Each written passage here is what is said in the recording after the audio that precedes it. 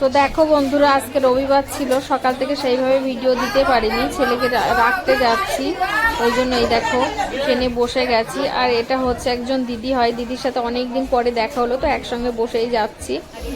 তো এই গল্প করতে করতে আমাদের গন্তব্য যেখানে, সেখানে আমরা পৌঁছেও গেছি, নেমেও গেছি।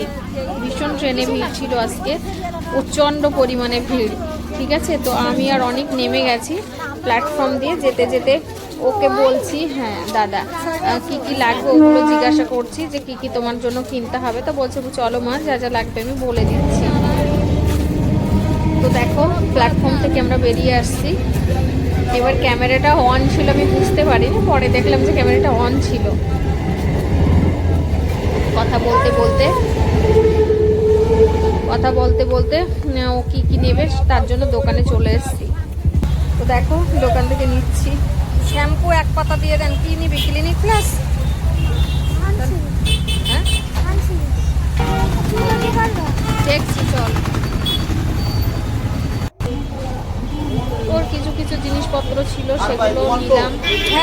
জুতো ছিল না ওর, সে ছিঁড়ে গেছে বলছে, তার জন্য আবার এক জোড়া জুতোও নিয়ে নিলাম। জুতো নেওয়া হয়ে গেছে, তারপরে বলছে মা আমার আবারও কিছু লাগবে, আবারও একটা দোকানে চলে গেলাম, আরো কিছু জিনিস নিয়ে নিলাম।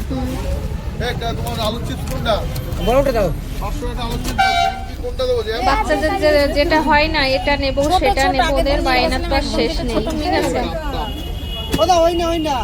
তো দেখো এই দোকান থেকে অনেক কিছু বললো, সেগুলো নিলাম ওর জন্য।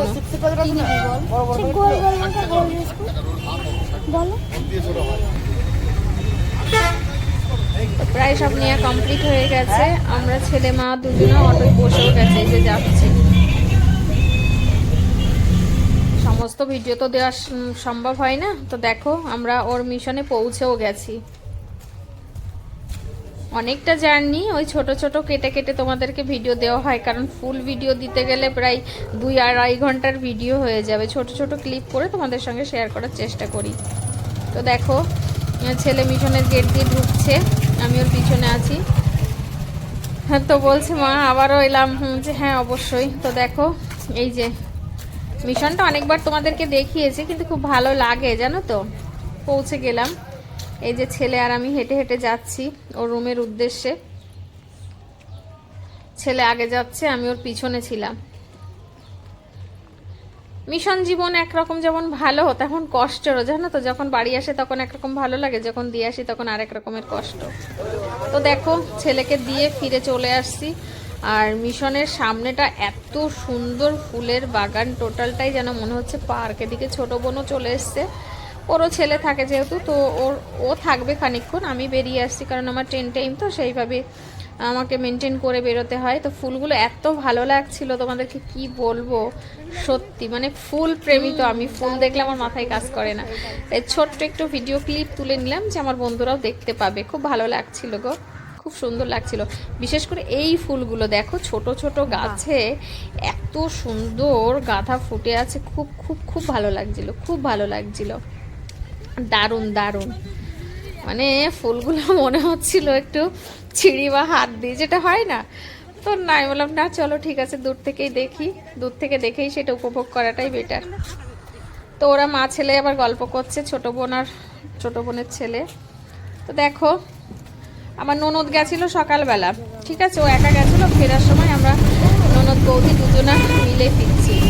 তো এই দেখো ননদও বসে আছে পাশে, আর আমি দুজনে ফিরছি, অটোয় করে ফিরছিলাম স্টেশনের উদ্দেশ্য।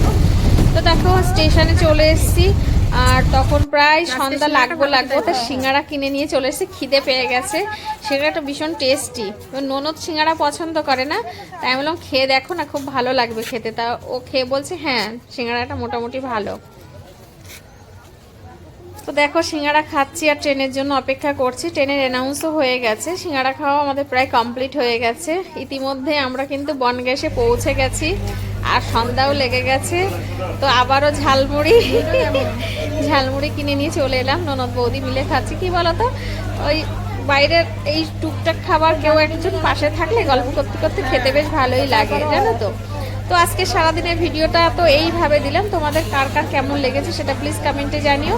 আর ভিডিওটা ভালো লাগলে লাইক কমেন্ট শেয়ার করে দিও। ওকে, তো থ্যাংক ইউ সো মাচ।